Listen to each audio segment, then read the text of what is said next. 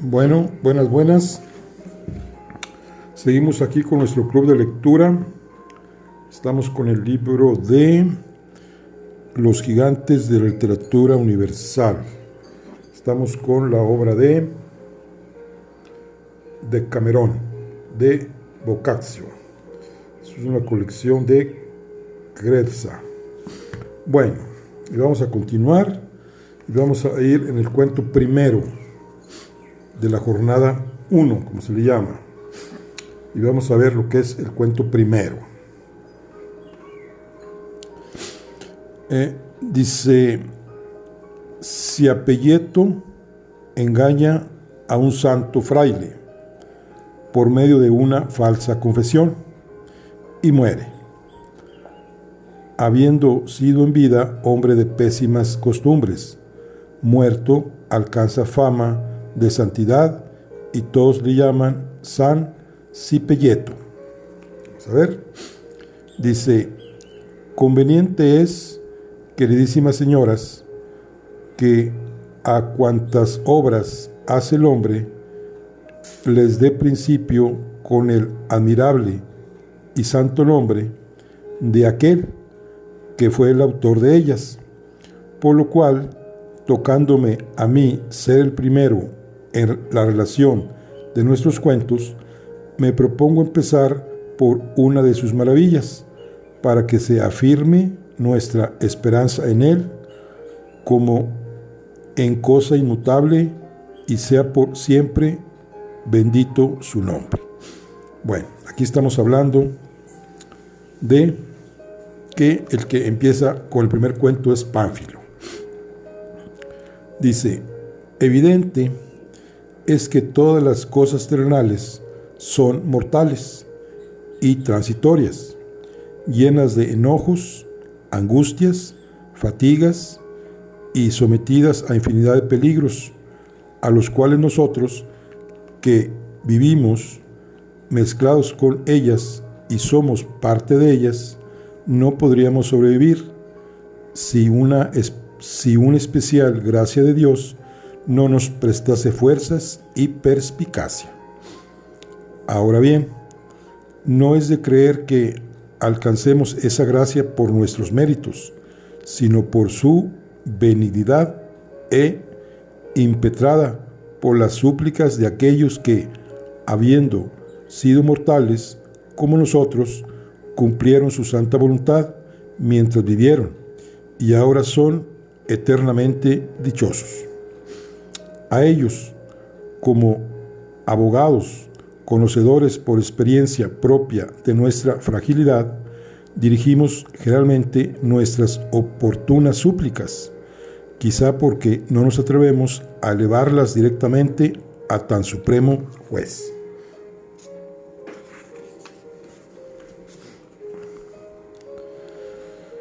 Pero hay ocasiones en que la piadosa liberalidad de Dios para con nosotros es aún mayor, porque no pudiendo la agudeza del ojo mortal penetrar en modo alguno en lo secreto de la divina mente, acaezca acaso alguna vez que, engañados por la opinión, hagamos patrono nuestro ante su majestad divina, a quien él mismo condenó a eterno destierro. Y sin embargo, Dios, para quien nada hay oculto, atendiendo más a la pureza del postulante que a su ignorancia o al destierro del postulado, escucha y atiende a quienes le ruegan, como si el intercesor se hallara en su beatífica presencia. Esto es lo que aparece claramente en la historia que voy a contaros, en lo que los hombres no siguieron el juicio de Dios, sino el propio. Cuéntese que había en Francia, hace algunos años, un tal Musiato Francesi, que de riquísimo comerciante pasó a ser gran cortesano. Como debía venir a Toscana con Monseñor Carlos sin tierra, hermano del rey de Francia, a petición del Papa Bonifacio, comprendió que los gastos que hizo desordenaron sus asuntos, como suele ocurrir a los negociantes, y previendo que no podría arreglarlos de ligero ni de repente, resolvió recomendarlos a varias personas.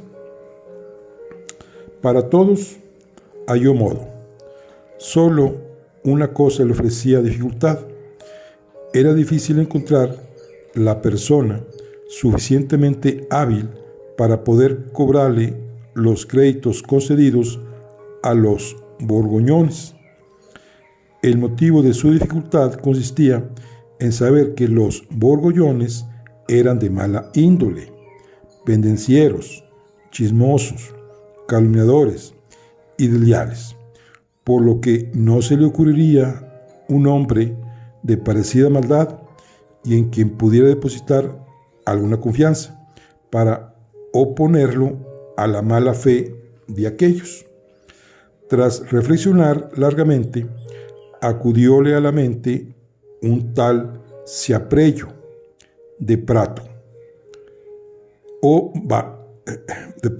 que solía visitar su casa en París, a quien, como era bajo estatura y muy atilado, ignorando Frantesi que quisiera llamarse Caparello, creyendo que, según su lengua vulgar, venía a significar capello, esto es, guirnalda, por ser pequeño, como hemos dicho,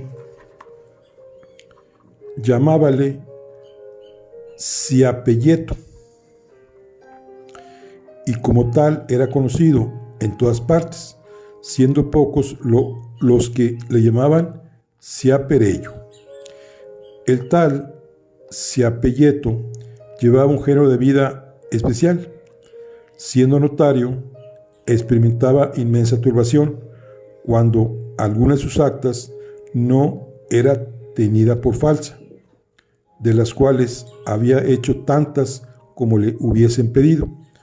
Más gustosamente hacía las falsas gratis que otras válidas, espléndidamente pagadas, y prestaba declaraciones espurias con placer, tanto si las pedían como si no. Como en aquella época se prestaba suma fe en Francia a los juramentos, y el sujeto no tenía escrúpulos, ganaba todas las cuestiones en las cuales era llamado a jurar que diría la verdad sobre su fe. Tenía especial gusto, y acaso ponía estudio singular en promover enemistades y escándalos entre amigos, parientes y otras personas, quedando tanto más satisfecho cuando mayores males veía seguirse a sus enredos. Invitado a ocuparse de un homicidio u otra acción criminal, prestábase siempre libremente a ejecutarlo, y no pocas veces se halló en el caso voluntario de herir y matar hombres con sus propias manos.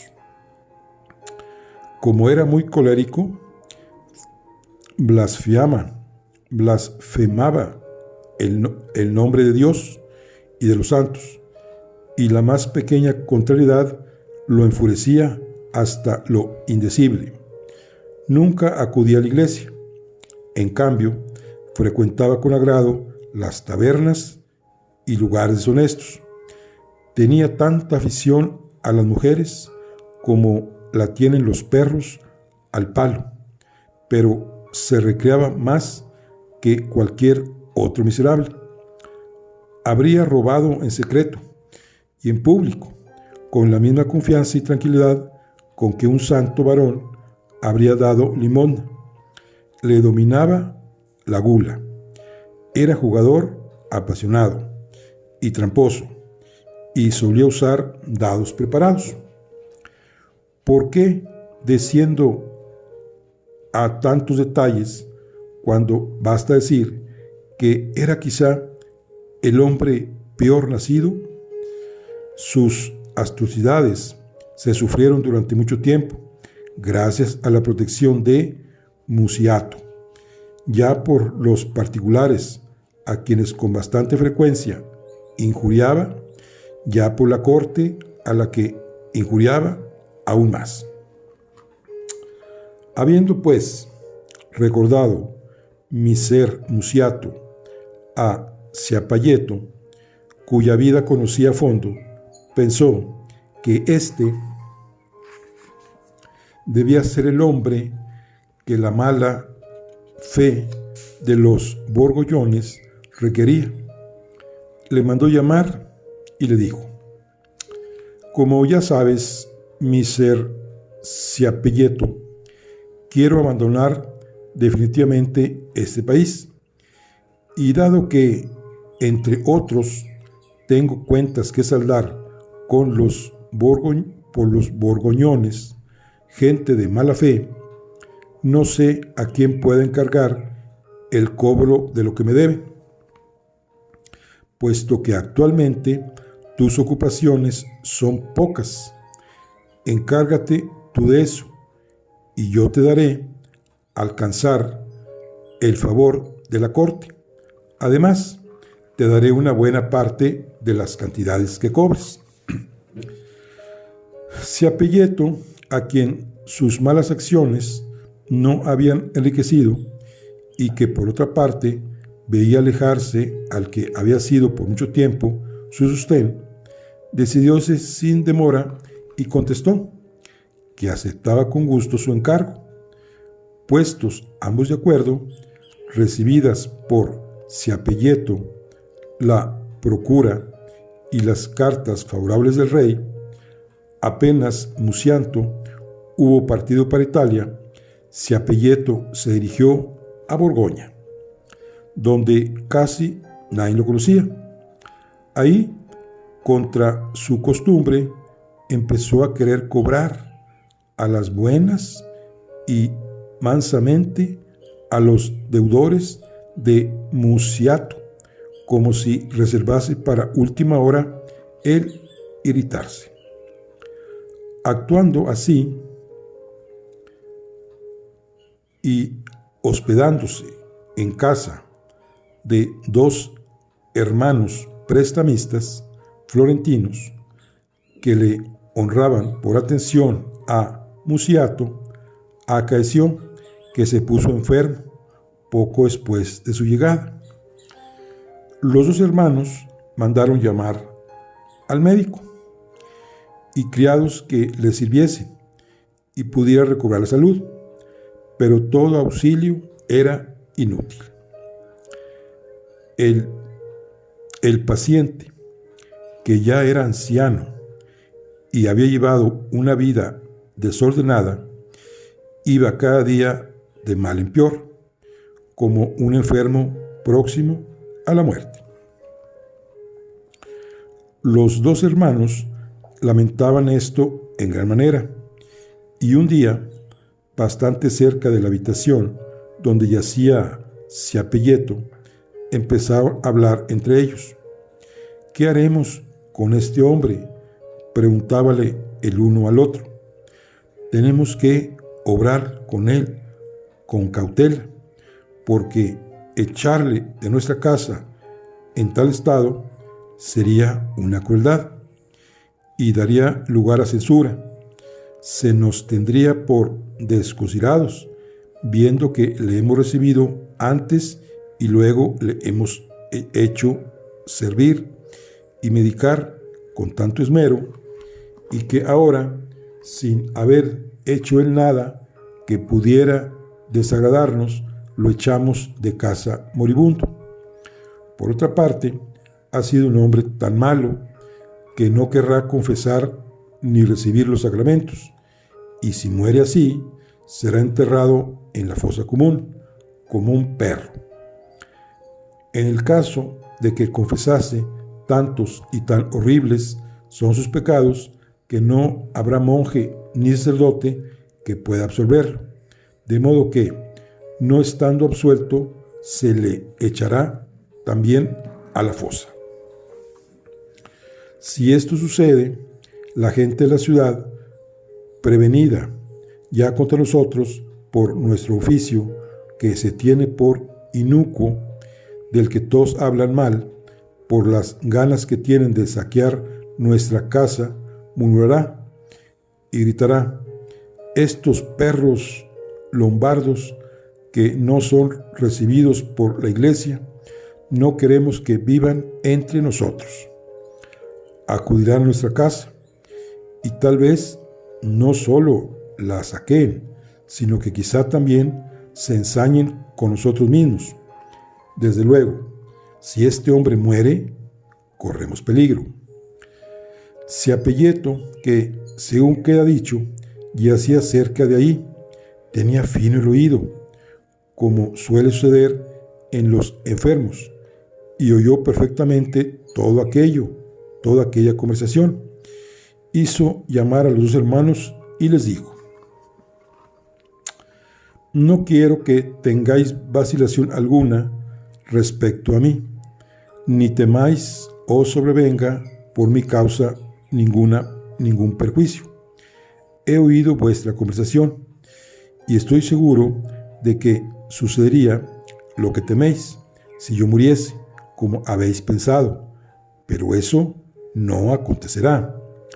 Tanto he ofendido a Dios durante mi vida que bien puedo hacerle un nuevo ultraje a la hora de mi muerte.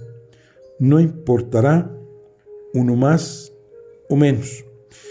Y para mi objeto, cuidad tan solo de traer a mi lado a un santo religioso, si es que dais con uno verdadero, y dejadme hacer. Tened la seguridad de que todo se arreglará en bien vuestro y en el mío, y que quedéis contentos. Los dos hermanos, a pesar de no tener gran confianza en la promesa de semejante hombre, encaminándose, no obstante, a un convento de franciscanos, y solicitaron un santo e ilustrado religioso que confesase a un lombardo que estaba enfermo en su casa. Se les dio un padre anciano, de santa vida, muy versado en el conocimiento de las Sagradas Escrituras, a quien profesaba especial veneración todos los ciudadanos. Llegado a la habitación donde yacía el enfermo, y luego que se hubo sentado junto a éste, empezó por darle ánimo. Después le preguntó cuánto tiempo había transcurrido desde su última confesión. Si Apelleto, que tal vez nunca se había confesado, le contestó: Padre, yo acostumbro confesar a lo menos una vez cada semana, y son bastantes aquellas en que lo hago más a menudo, pero desde que caí enfermo, hace 8 días, no he confesado debido al malestar que me ha producido mi enfermedad. Dijo entonces el fraile: haces bien, hijo mío, y así debes hacerlo en adelante, si Dios te concede la gracia de conservarte la vida. Si tan a menudo has confesado, poco tendré que oír y preguntarte.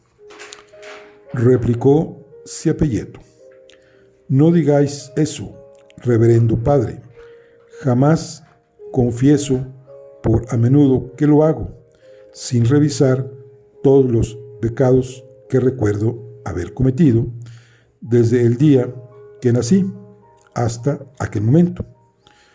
Por tanto, mi buen padre, precisa que me preguntéis detalladamente sobre cada cosa, cual si nunca hubiese confesado, y no me tengáis consideraciones, porque esté enfermo, mas prefiero mortificar estas mis carnes que, para complacerlas, hacer algo que pueda causar la perdición de esta alma mía, que Dios redimió con su preciosa sangre. Estas palabras agradaron al santo varón y pareciéronle prueba, de mente bien dispuesta. Después de haber elogiado aquella costumbre, empezó por preguntarle si nunca había ofendido a Dios con alguna mujer, a lo cual el enfermo contestó, lanzando un profundo suspiro: Padre, respecto a esto, me avergüenza deciros la verdad. Habla sin temor, repuso el santo religioso. En el decir la verdad, lo mismo en confesión que fuera de ella, está la virtud. Dijo entonces Ciapelleto: pues que me dais esta seguridad, os lo diré. Estoy lo mismo que cuando salí del cuerpo de mi madre. ¡Oh, Dios te bendiga!, exclamó el confesor. ¡Cuán bien has hecho! Y haciéndolo tanto, has merecido cuanto, a quererlo, tenías mayor libertad que nosotros para obrar de esta suerte.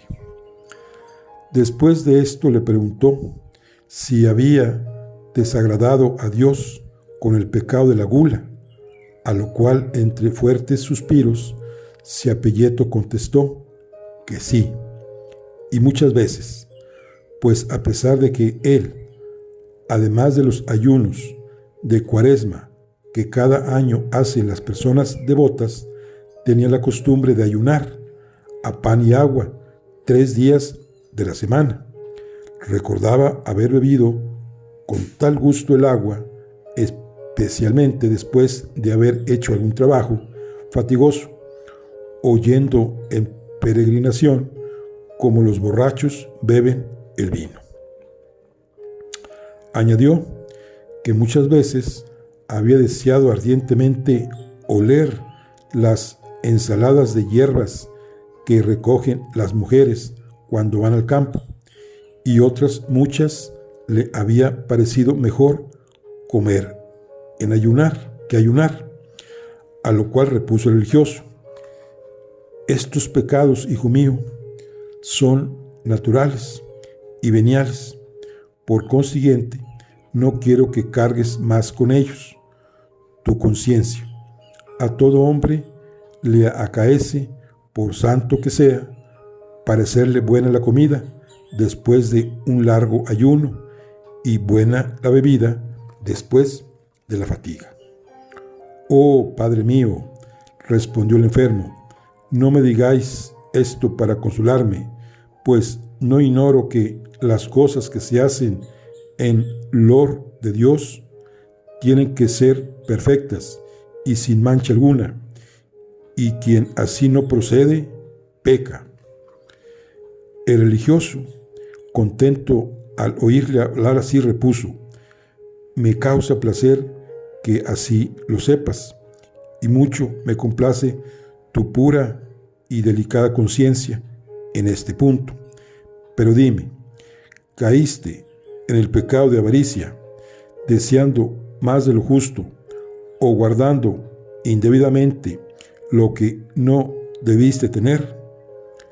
No quisiera, Padre, dijo Ciapelleto, que os causase prevención al verme en casa de estos usureros.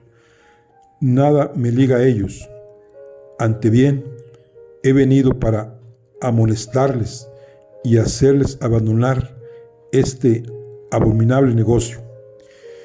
Y creo que lo hubiera conseguido a no enviarme Dios esta enfermedad.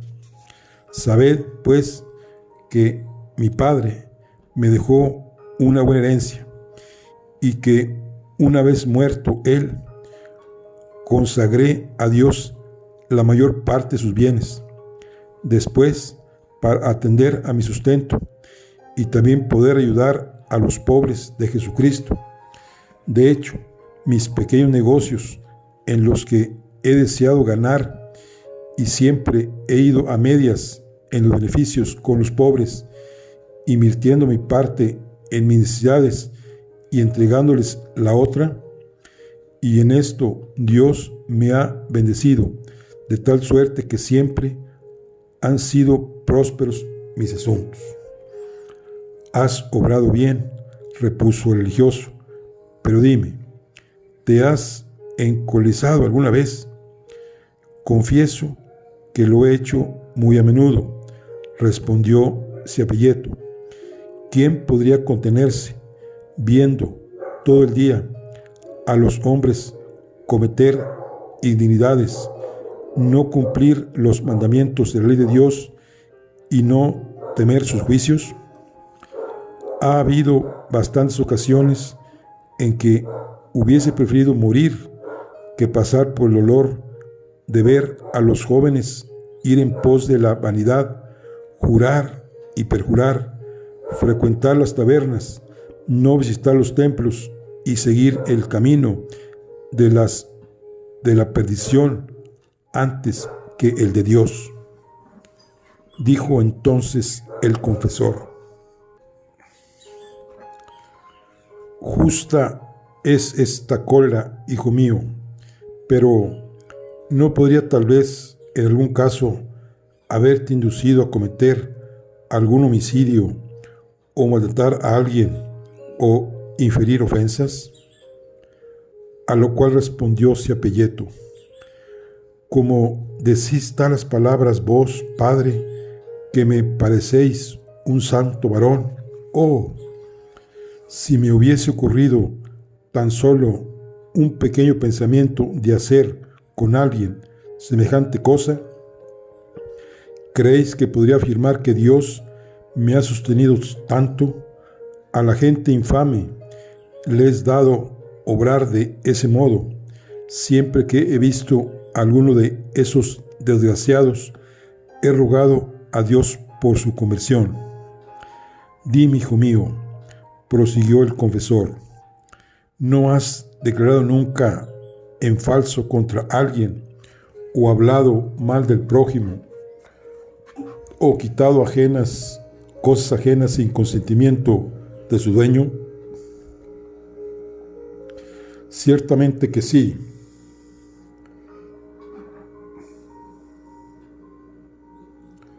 Ciertamente que sí, Padre mío, respondió Ciapelleto. He dicho mal del prójimo, pues tuve en otro tiempo un vecino que sin razón alguna pegaba a su mujer. De él hablé mal a los padres de ella por la gran compasión que me inspiró la pobrecilla, a quien su marido, cuando bebía demasiado, la ponía hecha una lástima. Bien, repuso el religioso, recuerdo que me has dicho haber sido mercader. No has intentado engañar nunca a nadie como tantos mercaderes hacen. Solo a una persona, Padre mío, contestó Ciapelleto, pero no sé a quién fue. Solo sé que metí en la caja el dinero recibido por un paño que vendí sin haberlo contado antes. Pasado un mes, noté que había en ella cuatro dineros más de los que debía haber. No volví a ver a aquel hombre, por lo cual, después de haberlos guardado un año para devolvérselos, los di a los pobres. Procediste bien, dijo el franciscano, y seguidamente le hizo otras preguntas, a las que recibió contestaciones por este estilo. Cuando el religioso se dispuso a darle la absolución, dijo Ciapelleto: venerable Padre, tengo todavía un pecado que no os he dicho. Preguntóle el religioso cuál era ese pecado, y el enfermo repuso: recuerdo que un sábado, después de la hora de nona, mandé a mi criada barrer la casa sin tener la debida reverencia al Santo Domingo. La fiesta del domingo comenzaba a partir de la víspera del sábado.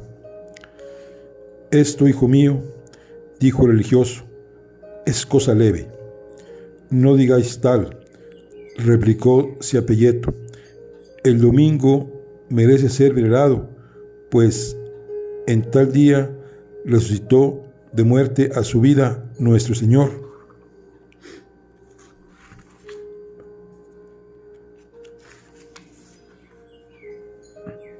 Preguntó el padre: ¿has hecho algo más?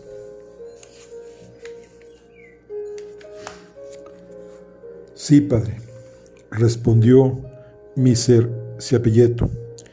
Una vez escupí distraídamente en la mansión del Señor. Empezó a sonreír religioso, dando a entender que aquello no era pecado.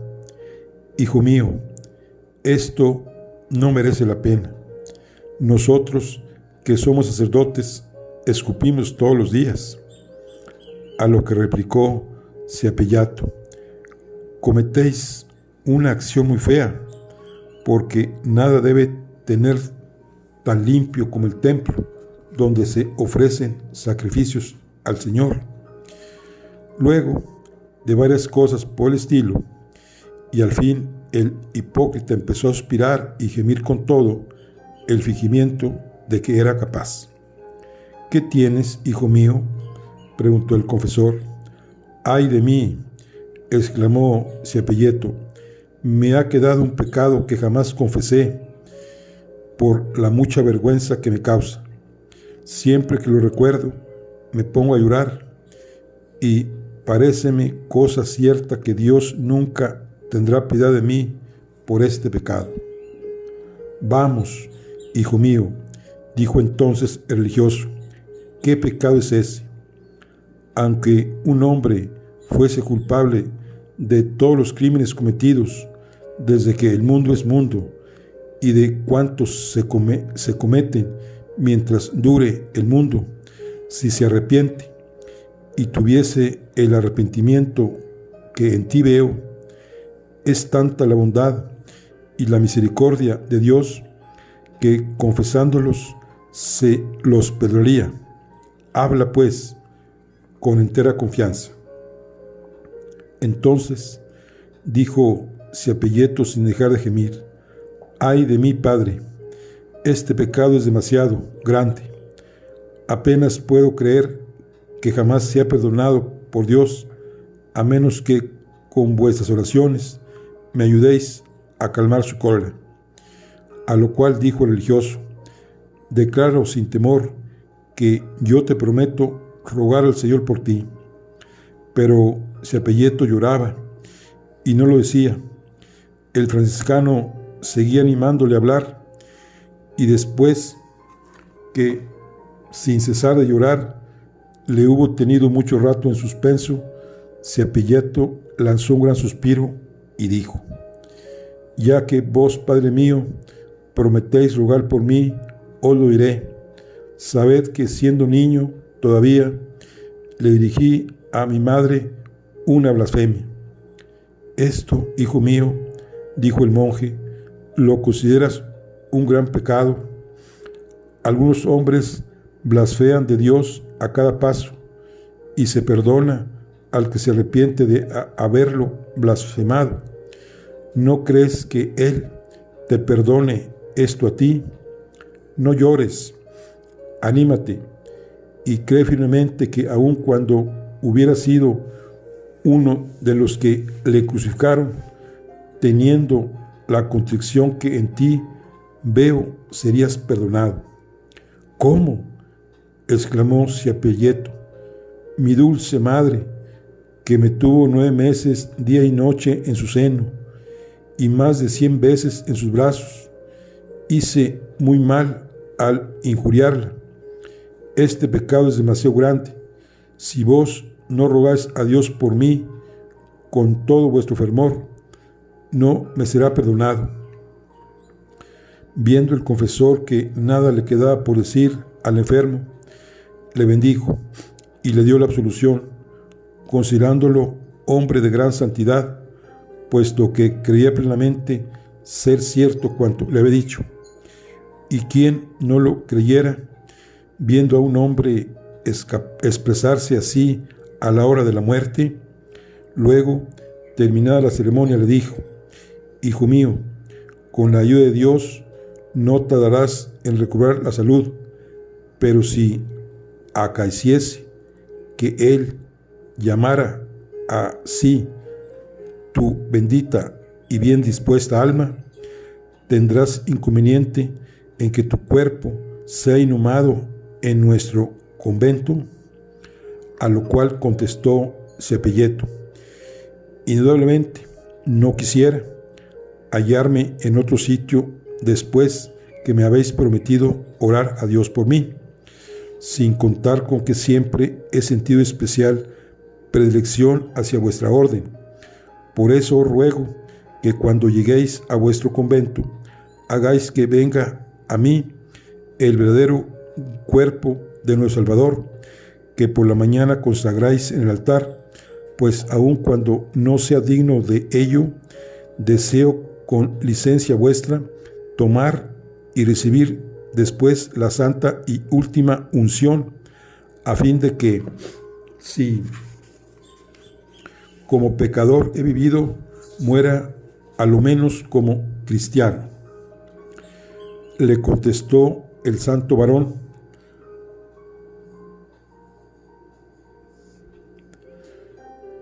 que mucho le placía y quería que se le trajese enseguida, y así fue. Los dos hermanos, temiendo que su huésped les engañase, se habían apostado junto a un tabique que separaba de la otra habitación, la que Cepelleto ocupaba. Iban oyendo lo que aquel decía religioso y sentían tales ganas de reír que casi no podían contenerse. ¿Qué hombre es este?, se decían a veces, a quien ni la vejez, ni la enfermedad, ni el miedo a la muerte que tan cerca ve, ni el temor de Dios, ante cuyo tribunal va a comparecer dentro de poco, han podido apartar de su maldad, ni impedir que muera como ha vivido. Pero en cuanto oyeron que iba a ser enterrado en el mismo convento, ya nada más les preocupó. Poco después, Cepelleto comulgó, y como empeora extraordinariamente la administración de extrema unción. Falleció a primeras horas de la noche. Los dos hermanos, tras disponer de manera como debía ser honrosamente enterrado, se apresuraron a ponerlo en conocimiento de los franciscanos y ordenaron todo lo necesario para que velaran el cadáver según era costumbre y fueran a buscarlo por la mañana. El buen monje, que lo había confesado, sabedor de su fallecimiento, fue a reunirse con el priore del convento y, habiendo hecho tocar a capítulo, expuso a los religiosos ahí reunidos que el señor Cepelleto había sido un santo varón, según de su convención pudo deducir, y en la esperanza de que Dios obraría varios milagros por su mediación, les persuadió de que con suma devoción y reverencia debían recibir los restos de un varón tan justo, a lo cual se adhirieron al priore y los demás religiosos. Velaron con toda solemnidad y reverencia el cadáver, y por la mañana, revestidos de alba y capa pluvial y precedidos de la cruz, fueron en busca de aquel cuerpo, al que con extraordinaria solemnidad y aparato condujeron a su convento, yendo en pos casi todo el pueblo. Colocado en la iglesia, el fraile que le había confesado subió al púlpito y dijo cosas maravillosas del difunto, de su vida, de sus ayunos, de su sencillez, de su inocencia y santidad. Refirió, entre otras cosas, lo que Cepelleto le había confesado, llorando como el mayor de sus pecados, y el trabajo que tuvo para persuadirle de que Dios se lo había de perdonar, y tomando pie en esto, para reprender al pueblo que escuchaba, les dijo: y vosotros, hijos del demonio, por cada manojo de paja que se os cae de las manos, blasfemáis del Señor y de su divina Madre y de todos los santos. ¿Creéis que os lo perdonará Dios? De otras muchas cosas habló, sobre su lealtad y su pureza. En fin, fue tanta la fe que la gente del país dio a sus palabras, lo recomendó de tal manera a la devoción de cuantos estaban ahí congregados, que después que hubo terminado el funeral, acudieron todos, entre las mayores aperturas, a besar los pies y las manos del difunto, y le fueron desgarradas las ropas, considerándose dichosos quien podría alcanzar un pequeño jirón de ellas. Fue preciso tenerlo expuesto todo el día para que todos pudieran verle. Llegada la noche, lo colocaron en un arco de mármol y honrosamente lo sepultaron en una capilla. Desde el día siguiente empezó a acudir a visitar su tumba, unos en honor suyo, otros para encomendarse a él, y colocar en las paredes exvotos de cera. Y creció tanto la fama de su santidad y la devoción hacia Siapayeto, hasta el punto de que no había nadie que en cualquier adversidad se encomendara a otro santo que a él. Le llamaron San Siapayeto, llevado su entusiasmo hasta el punto de afirmar que Dios había obrado muchos milagros por su intersección y los obraba todos los días en favor de quienes a él se encomendaban. Así vivió y murió Siapayeto da Prato, clasificado en el número de los santos según la manera que acabáis de oír. No quiero negar la posibilidad de que sea feliz en el paraíso, pues aun cuando su vida fuese una cadena de crímenes y maldades, pudo en su última hora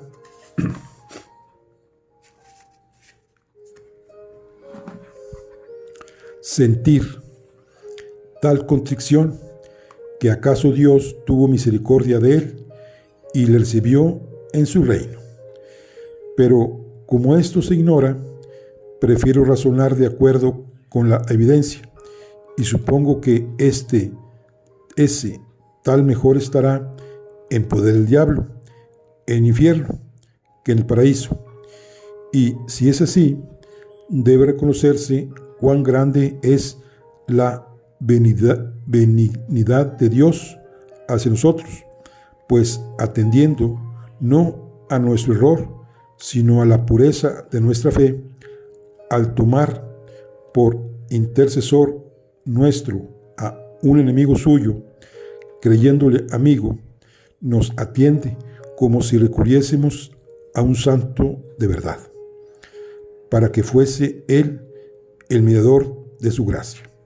Y por eso, a fin de que con su gracia nos convencemos sanos y salvos en las presentes adversidades y en esta tan grata compañía, alabando a aquel en cuyo nombre he dado comienzo a esta historia, encomendándonos a él con toda reverencia en nuestras necesidades, seguros de que seremos atendidos.